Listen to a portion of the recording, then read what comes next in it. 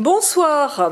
Alors, je ne vais pas me mettre à faire la youtubeuse comme mes amis Sabrina Bourret et puis le professeur Pom Pom et tant d'autres qui nous disent des choses très intéressantes. Cependant, au vu de la situation qui est dépeinte sur le site Ardèche Justice et le fait que la mafia maçonnique ardéchoise ne me lâche pas, je vais devoir de manière régulière vous informer là, de ce qui se passe, faire de l'information tout simplement sur ce que vous ignorez certainement, comment on détourne les courriers à la poste, pourquoi on les détourne, comment les détournements se font entre les tribunaux judiciaires évidemment et le justiciable, celui qui essaie par exemple de dénoncer ce qui se passe dans son département, comment ces courriers donc sont interceptés, soit au départ, soit à l'arrivée.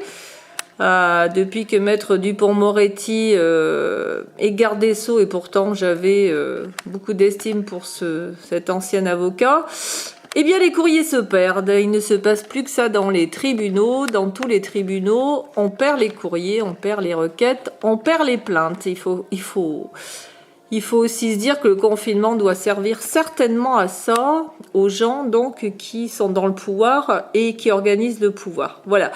Alors là, vous avez entre guillemets en lecture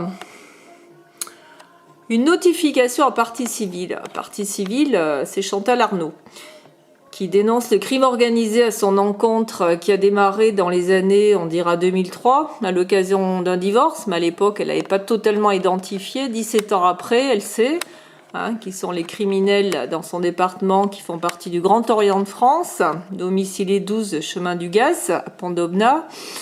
Pour la GLNF, la loge se trouve entre Vals et Entraigues, et c'est actuellement ces gens-là qu'elle a sur la tête qui commanditent des indiques barbouzes en permanence, soit des voisins collaborateurs en mal de financement, en mal de travail pour leurs enfants et qui sont toujours prêts à faire des saloperies, passez-moi l'expression, pour gagner quelques petits avantages, permis, etc., etc.